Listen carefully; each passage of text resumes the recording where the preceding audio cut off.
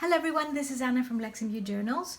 Hope everybody's well today. I'm here to a short video. It's not going to be a very long video of what I use when I'm working.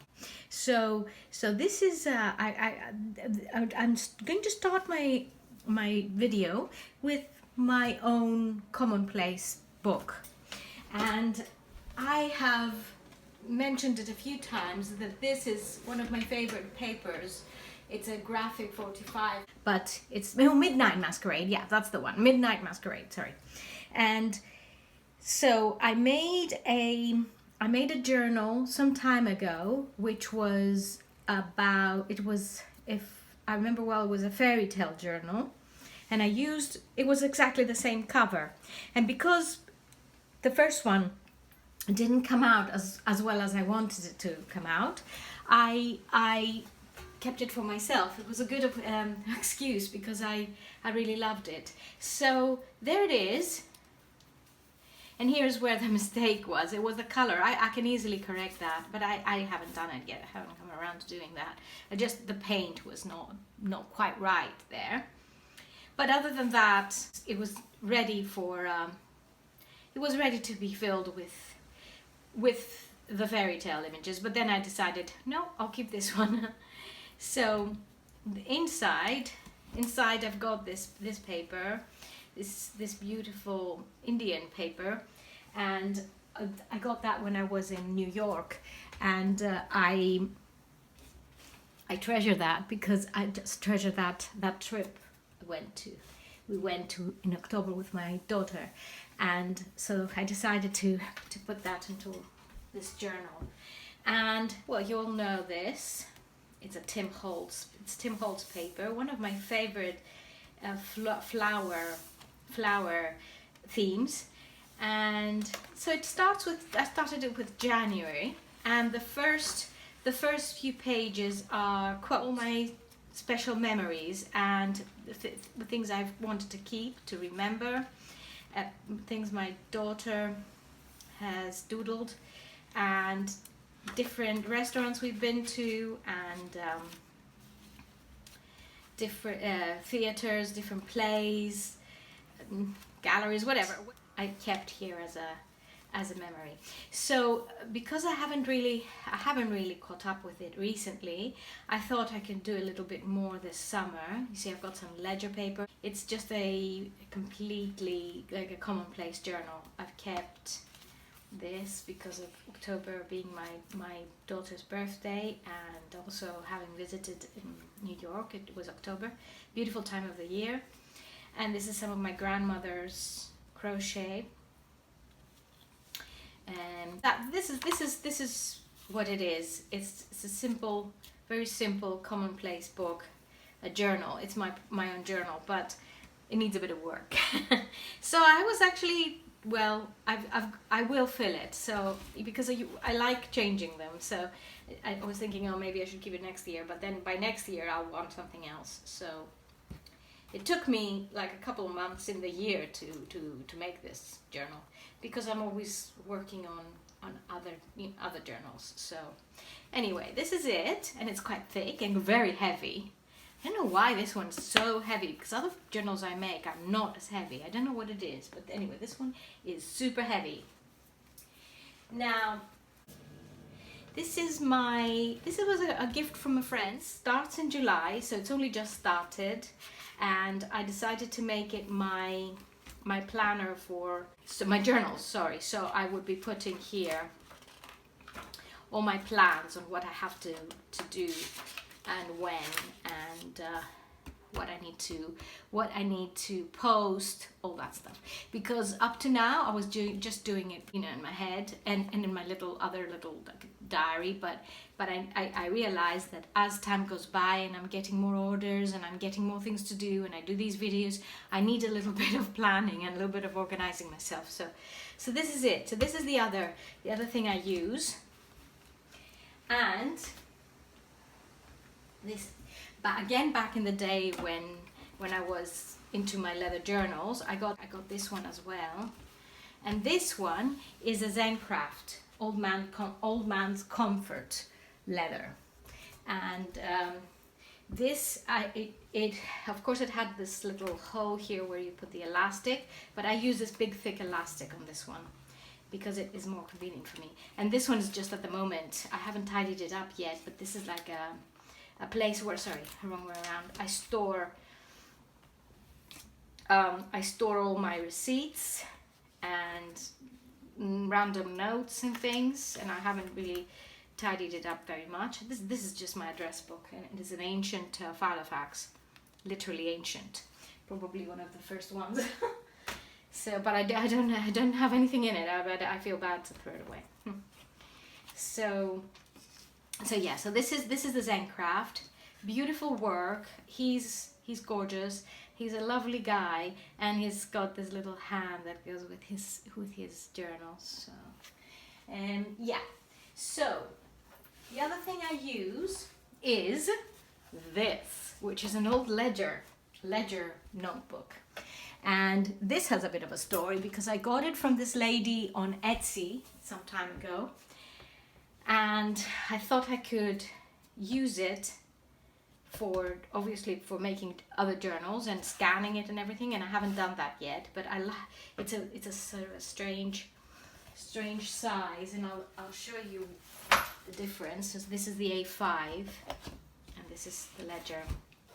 So it's long and it's very, very old-fashioned. It is an old ledger. I mean, it is a vintage ledger, but I love this length, and it's so easy to use. And what I've done with this is I've written in here in the first few pages. I'm not going to show you, but I've written all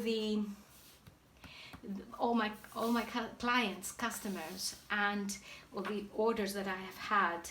So and I thought I could use this as, you know, for that. So it's a special book, and I love it. And I'm thinking also of adding people's comments in here, printing them out and adding them. But then I might do that in a different book, and maybe some other journal. It's a good excuse to make another journal for myself.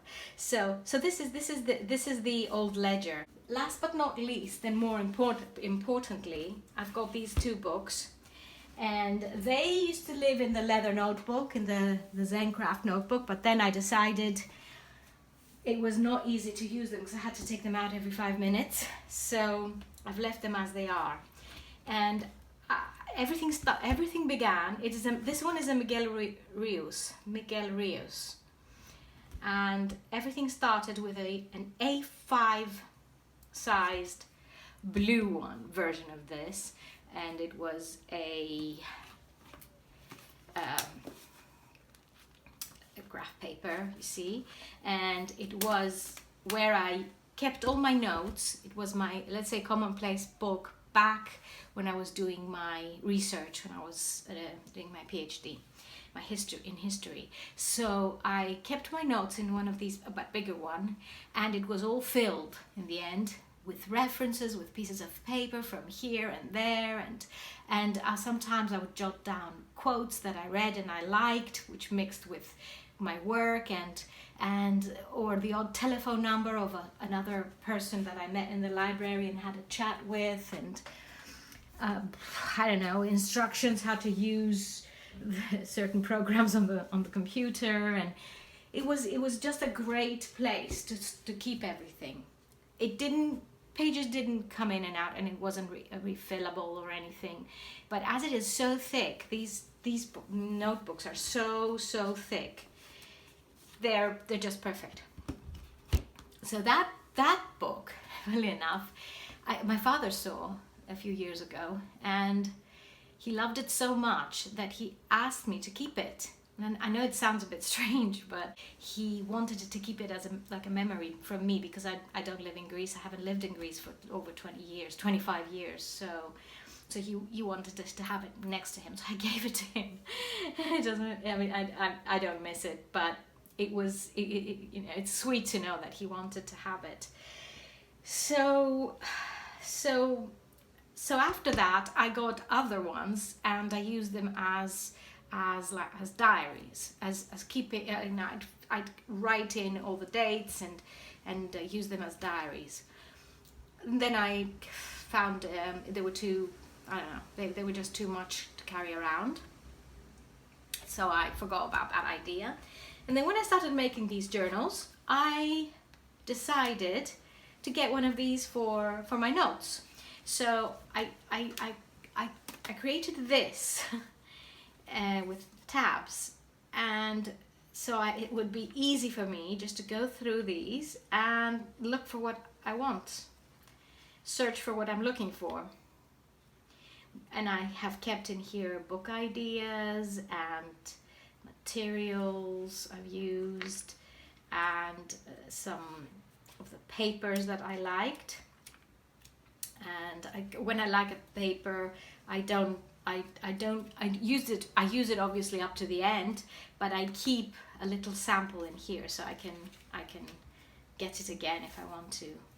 And so this is what this is. And while I was working on this, I started worrying that I was going to run out of space. As I do, I get a bit, usually I get a little bit stressed out when I have a notebook I really like and it's running out of space.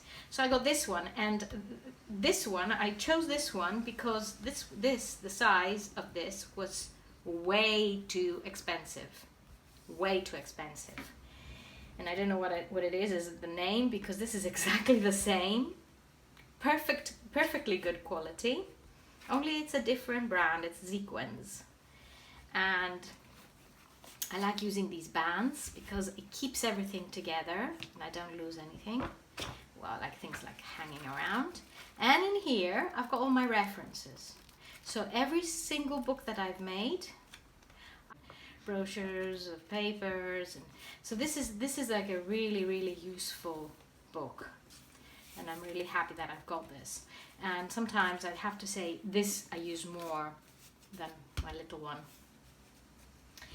So but when I travel, whatever, sometimes I just need to go into London to do something. I always grab the book, I call it the book. I always grab it because I feel almost like something's missing when I haven't got the book with me to carry around.